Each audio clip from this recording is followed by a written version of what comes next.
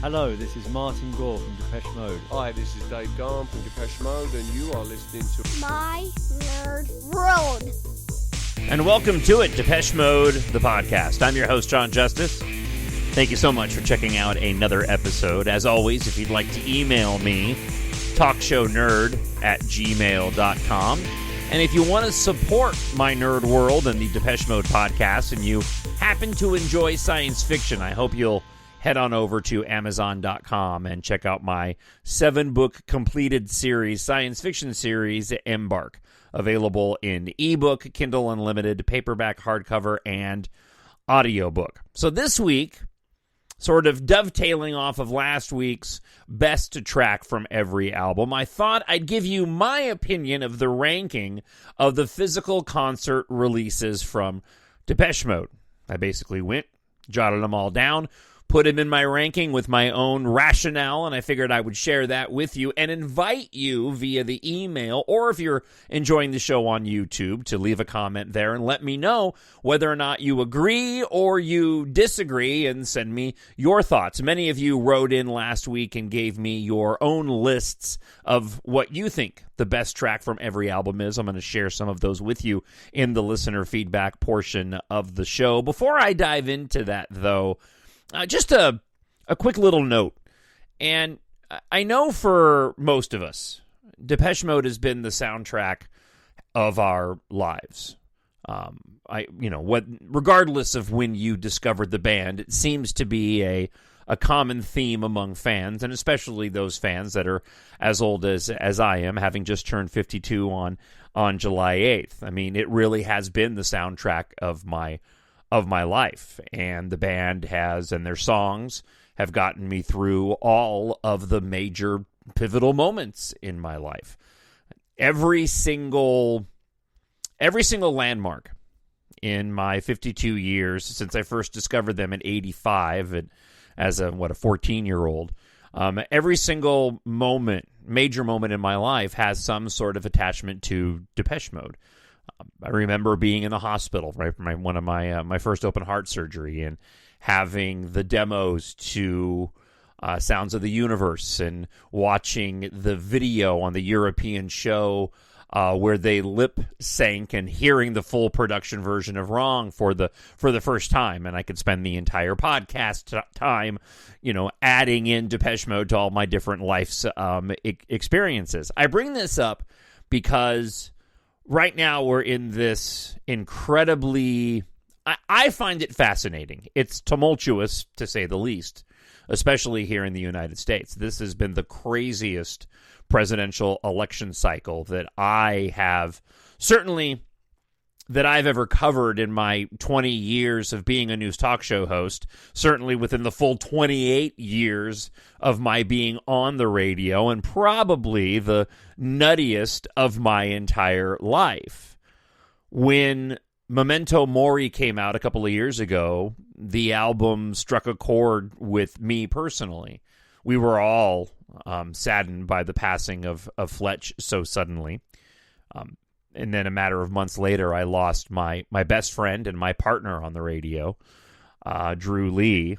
And Memento Mori, the subject matter, the way the album was, the soundscape of the album itself, it ended up being a comfort to me. It ended up being my friend in a time of need.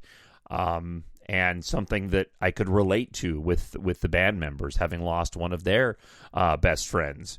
I say that because right now, with the times that we currently live in, suddenly Spirit has taken on once again a new life. Probably one of the least popular albums in Depeche Mode's catalog. I'm kind of dismissing Speak and Spell. I know a lot of us kind of put that one off to the side of proper Depeche Mode albums, but Spirits is not as well received nearly as the majority of the other Depeche Mode albums, regardless of era. And yet, once again, Depeche Mode proves how, the value in the songs that they make on their creativity. And I found myself revisiting Spirits, where I rarely do, in this moment in time because it indeed serves as a soundtrack to that portion of my life, that full-time job in my life, especially going backwards.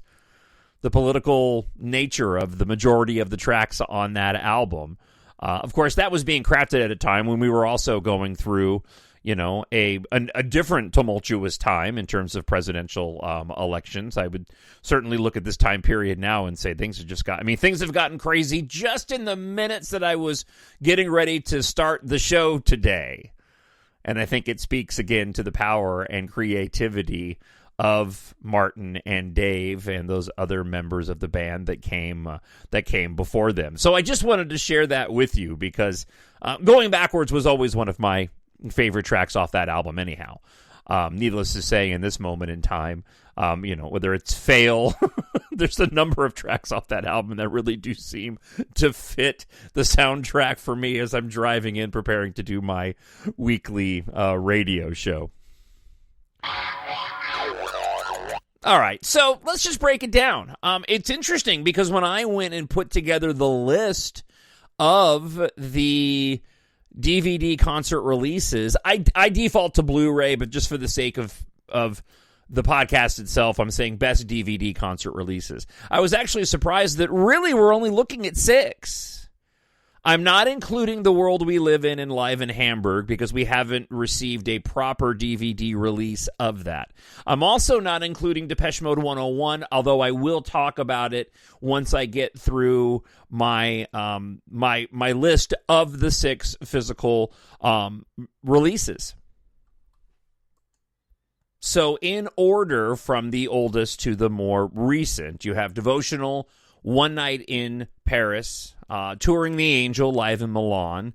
We have the Tour of the Universe, live in Barcelona, live in Berlin, and, of course, Spirits in the Forest. So I had considered putting in categories that I wanted to break down each of the releases. And I decided against that just because they're also unique, and I placed them in the order that I did for a number of different rationales that doesn't necessarily fit neatly into terms of production and set list and things like that. So I'm kind of going off my own rationale, and it could be a cheat just for the sake of time, but if you can put together any rationale that you'd like, or if you want to get more specific, feel free. But I'm basically just going to run down from my least favorite to my most favorite. And this is a completely subjective list of what I think are the best DVD concert releases and their ranking. So coming in at number 6... I'm starting with Touring the Angel, live in Milan. Now, this is a release that I quite enjoy. I liked the stage setup quite a bit, although it's not the favorite of all of these releases. I would probably place the stage setup above Tour of the Universe, but the reason why I placed Touring the Angel at number 6 on my list is because of the artistic choices that the director made for filming this concert. I felt the production on the concert when you're there live was fantastic. Again, the stage itself was rather unique, and I feel that it was better than Tour of the Universe, which I didn't particularly care for.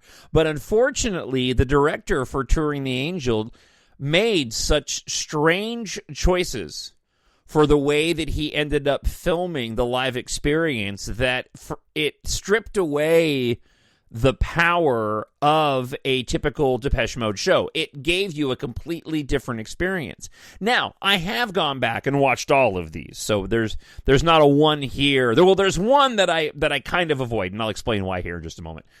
So I do go back and watch all of these. At any given time, just depending on the mood of what tour that I want to go watch. But Touring the Angel is a really unique one because it kind of is almost like a music video in and of itself. The way his use of filters, the editing, the black and white. I had to place it at the bottom of the list because of the other 5, I would probably more than likely default to those before I would go and watch Touring the Angel. So in terms of set list and stage design, it's up there, but just in terms of the direction, and I ended up pushing it all the way down to the bottom of the list. Coming in at number 5, Tour of the Universe. Or is it Touring the Universe? Did I get that wrong? I think I actually got that wrong. You know what? I'm going to... No, I got it right. It's Tour of the Universe. I love the quality on this, and I love the way that this Blu-ray was shot.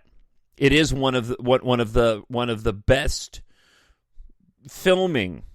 One of the best... Boy, am I not choosing my words appropriately today at all? It's one of the best filmed of all the physical releases. The problem that I have with Tour of the Universe is that, one, I didn't particularly care for the stage design. 2, the set list is okay. It's not my favorite. But 3, Dave's vocals on this Tour of the Universe release, they really drive me nuts. The first portion of the concert, he is incredibly nasally. And every time I put it on, it just ends up putting me off. And it bums me out because of the issues that I have, say, with Live in Berlin and Spirits in the Forest, which I'll get to here in a moment. Tour of the Universe I could place above those and really put high up on the ranking if it wasn't for the fact that Dave's vocals at this particular show just do not work for me. And so that's the reason why I placed it so low on the list. Coming in at number 4, Live in Berlin. Live in Berlin, I probably would have put in the top 3, if not perhaps number 2, if it weren't for the fact that Anton Corbijn shot this on video. I own, and again, this is why I didn't want to go and do specific categories to rank these, because my rationale is so nuanced on these. But I love the stage design for Live in Berlin. I love the videos in the background, and I think they're much better than what are on Tour of the Universe or Touring the Angel. I thought Anton's work is pretty cool. I love the way the screens are presented. The set list is fantastic. The arrangements are good. However, for the Blu-ray release, I can't watch it on a big screen because it's got these lines that run through it. And I know that when it was released, Anton Corbijn was very vocal about how he wanted to shoot this traditionally on video. And I would have granted it to him if it had looked something like what we got with Devotional or One Night in Paris, but we didn't. I've always told myself that I'm going to go find the physical or the digital release, because I don't think the digital release has the same issue that the Blu-ray does. But every time I go to, I'm like, I want to watch Live in Berlin. I love this concert, and I put it on, and the experience is just completely ruined on my Blu-ray because of how there's just this visual separation in the way that Anton decided to go and shoot this, not in high definition. Now, this was really tough for me. Coming in at number 3 is Spirits in the Forest. And it was really tough for me because I do have a major issue with this particular release and the decision to use this location to shoot the physical release for the Global Spirits tour. But because of the issues that I had with Live in Berlin, Tour of the Universe, and Touring the Angel, it kind of just ended up having to be at number 3. I do enjoy the set list for Spirits in the Forest. It takes special note because it's, at the moment, the most recent live release for the band. And because of that, I have an attachment to it because it's the closest representation to what we have in Depeche Mode currently. And I typically sort of lean into some of the newer stuff, especially when it comes to the live releases, if that makes any sense at all. My issue with Spirits in the Forest is that it starts off in the daylight, and it just doesn't work for a physical release because the atmosphere that you get at a Depeche Mode show in the dark is so much better than one that's in the light. Now, I know that's, for me, I'm stateside. If you live in a country where you have become accustomed to seeing Depeche Mode because of the way that the sun falls and when the concert starts, I can understand how it wouldn't be nearly as big of an issue for you. But for me, the first half of the experience of watching this is a little bit tainted because it starts off in daylight. Once the sun goes down, it's fantastic. But again, because of the issues that I have with the other releases, that's why it ends up getting the number 3 spot. I could probably swap that with Live in Berlin if I could get past the way that the video quality looks on that. But again, I really do enjoy the set list. I like seeing this older version of the band, and of course it ends up also coming in above Live in Berlin, being the last physical release that we had with Fletch involved. So again, Spirits in the Forest coming in at number 3. Now, 1 and 2, with these being the last 2 left, is a pretty easy pull here. So coming in at number 2, of no surprise, One Night in Paris. Now, I know reading the forums, especially the Depeche-Mode forum, the home forum, there's a lot of individuals that have a problem with One Night in Paris based off of the, I don't know if it's exactly the quality of the music from the release itself, the way that it sounds, or if it's the set list. I don't have an issue at all with either of those. While Exciter isn't near the top of my favorite Depeche Mode albums, it is the tour that I saw the most next to Devotional and the World Violation tour. I think I probably saw the most shows on the Devotional tour.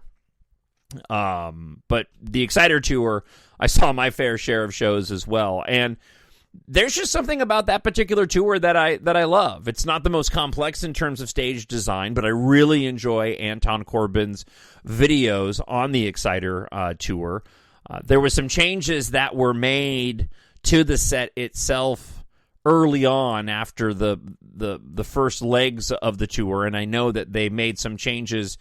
And on the One Night in Paris, you can see some of the original workings of what the stage set design looked like. But in terms of set list, in terms of the arrangements of the songs, Dave's performance as well, and I guess I haven't been talking about that much at all, so I'll kind of go back to the other ones because I haven't discussed Dave's performance at all. I absolutely love Dave's performance on the Exciter tour. You know, they had such a break from, you know, in the time period between Songs of Faith and Devotion, when Dave was struggling as much as he was, and then we have Ultra come out, and they do the singles tour, but by the time we get to the Exciter tour, it seemed like this was really a renewed Dave Gahan, and I really like his presence on stage.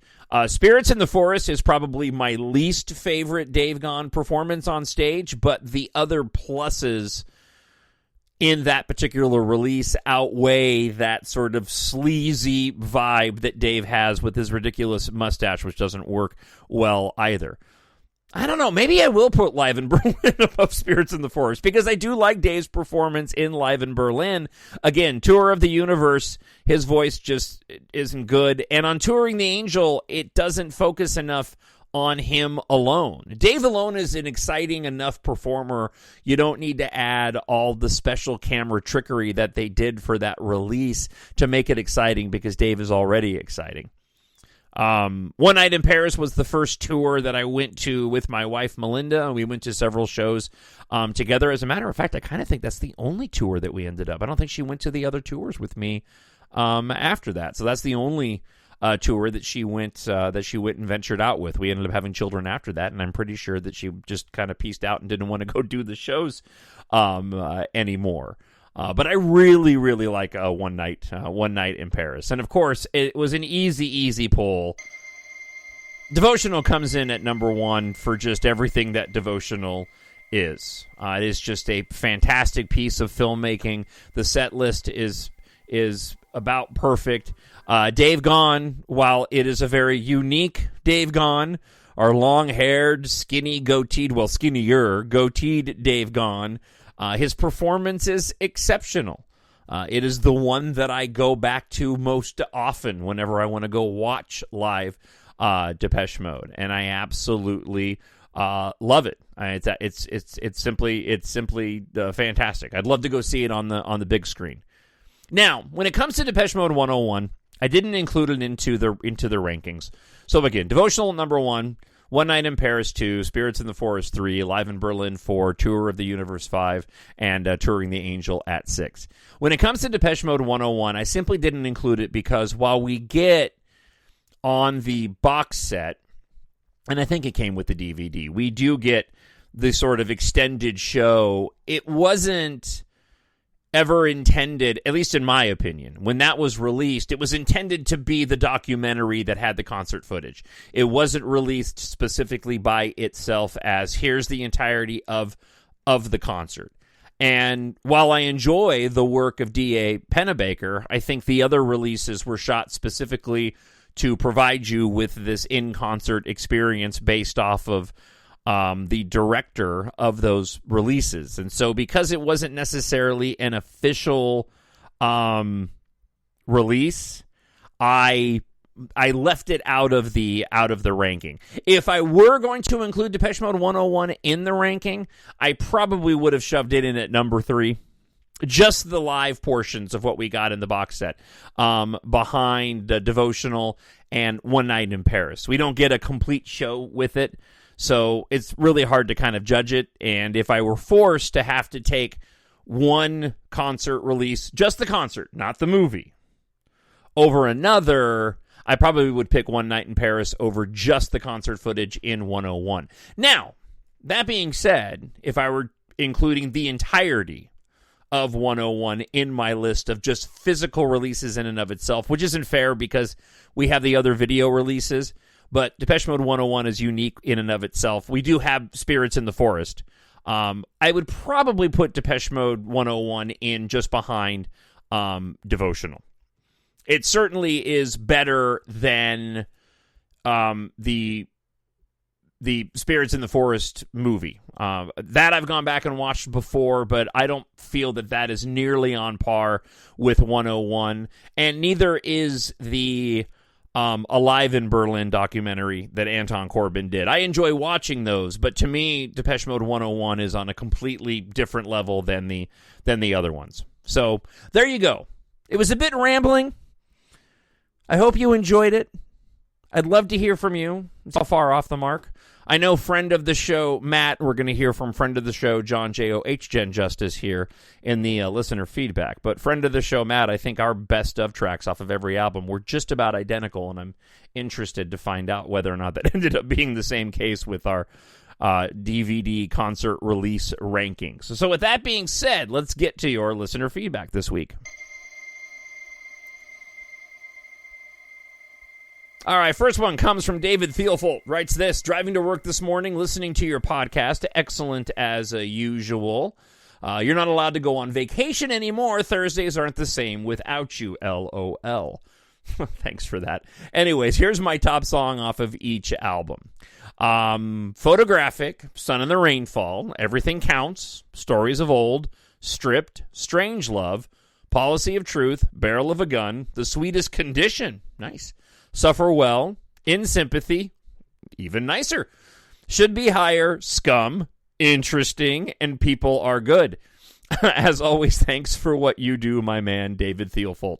That is a really interesting list, and it goes back to, especially sort of the standouts here, would be In Sympathy, although I agree, The Sweetest Condition, I do like that track, but Scum, yeah, that is a very interesting pick of the best track off of every album. So thank you for that, David. All right, next up, let's go and talk with Jean, who writes this. Well, it's pronounced Jan, it's Jan, but I think I'm supposed to say it Jean. If it's Jan, I apologize. That list of the top songs you shared with us on your last episode obviously wasn't written by a DM fan, but by a chart observer. Thanks for your picks. Here are mine. Speak and Spell, That's a tricky one. I discovered DM in '86 with Black Celebration, fascinated by those dark melodies, the atmosphere, and a strong, very authentic album. I decided to check out the back catalog. I discovered many great songs again, and then one day I stumbled upon Speak and Spell, and I was shocked. On the first album, I only like Any Second Now, both versions, and that's it. But I really like the B-side of the band's debut single, Ice Machine. I do, too.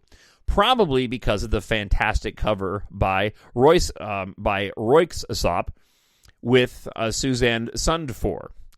A Broken Frame, I think the majority of DM fans would agree, Sun in the Rainfall is the song that shines here like a gem, and it easily fits into my list of top 10 songs. Construction Time Again. From the regular album tracks, I would choose The Landscape is Changing as my favorite track, because I love the recoilish outro. Anyway, a song that pops with this era for me by far is Get the Balance Right. Some Great Reward, many excellent songs. Your selection of If You Want almost reached my top 10, but I prefer Lie to Me the most. Black Celebration, the album of my initiation. Best song, Fly on the Windscreen. Favorite song, Here Is the House. Music for the Masses, the album with a very special atmosphere. At the beginning, I liked the song Sacred the most, but now I appreciate the combination of I Want You Now and To Have and To Hold a lot. Anyway, the best song from this album for me is Strange Love in its single version. I think it's the most important song that they made for my generation of devotees. Violator. Now, this is a true concept album, so it's quite difficult to do a selection here. That's interesting. I don't know if I've ever considered Violator to be a concept album. I guess I typically think of concept albums not being as accessible. And Violator seems very accessible to me. I mean, far from pedestrian, but it's interesting. Let's just sit on that for a bit. Best song, Waiting for the Night. Favorite song, Blue Dress. Songs of Faith and Devotion. An album I have mixed feelings about. Here I Go for Rush. That's the one that always, and maybe we need to open that can of worms on the podcast one day, because I am always surprised by the hardcore Depeche Mode fans who have mixed feelings about Songs of Faith and Devotion. That is really, really interesting to me. Because, see, I go and look at an album like Delta Machine, and that's an album that I say that I have mixed emotions about. I look at an album like Spirit, and I say I have mixed emotions about that. Would never put Songs of Faith and Devotion in that category. But again, it's all subjective. Ultra, best song, Useless. Favorite song, Sister of Night. Exciter, an album I really don't like because of its sleepy lounge atmosphere, but I can live with Free Love. Playing the Angel. Again, mixed feelings. Still way too much lounge moods. My favorite song is Nothing's Impossible. Sounds of the Universe. Definitely not in my top 5 albums, but there are some lovely songs. I like the song You Chose Perfect. I appreciate Wrong. My favorite song is Light. Doesn't really count since it was a B-side, but I'll let you slip it in, since it was during the same sessions. Delta Machine, one of the most artistic highlights of recent times. I appreciate Alone the most. Yeah, it's a good track. This is an example of how Martin has developed as a composer. The early songs had certain repetitiveness that might irritate or bore some listeners. Yes, Never Let Me Down Again, for example. This song had such great melodic twists and is so classic Depeche sound. Spirit, an album that wasn't well produced, in my opinion. See, again, this is what's interesting to me, because, again, the songs I felt were weaker, and I just didn't particularly care for the subject matter unless you're living in a state of political turmoil. That being said, I thought the production on Spirit was fantastic and much better than previous albums. Like, that's if I have one problem with Songs of Faith and Devotion, is the production on it. That is an album that I simply cannot crank without the mix getting muddled for me. And if anybody has a solution to that, let me know, because it's just not crisp. You can crank Violator. You can crank Music for the Masses. You can't crank Songs of Faith and Devotion. It just becomes a muddled mess. Getting back to Spirit. Let's take the best song on the album, for me, Poison Heart, as an example. The album version, in my opinion, is horrible, full of cliches like Martin's vibrato or the bar group sound. Now listen to the cover of the song by Model Depose. that there is the Alan Wilder effect. How different a view without too much respect could improve the song considerably. All right, I've never heard that cover. I'm going to go listen to it right now. All right, that was an interesting listen.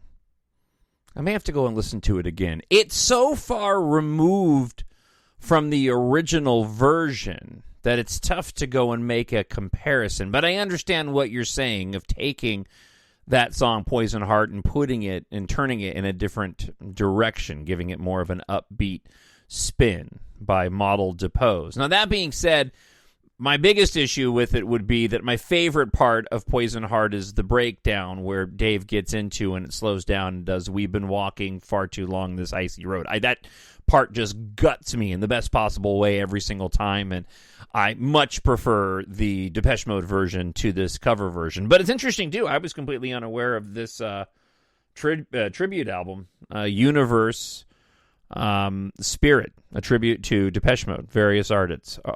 So it has the greater than sign, Universe greater than Spirit. So, I would go and check that out. I'll have to give it a listen. All right. Jan goes on to say, similar example, Scum, a classic Depeche Mode song that is killed by the production on the album. Yeah, I'll give you that one. Better listen to Scum played by Foretaste, which shows how good the song could have sounded. Are you pulling from the same thing again? Oh, you are. I'll go listen to that one, too. That wasn't half bad at all. I like the way that Foretaste constructed the chorus. That sounded pretty cool. I'm really going to have to check out that tribute. Thank you for that.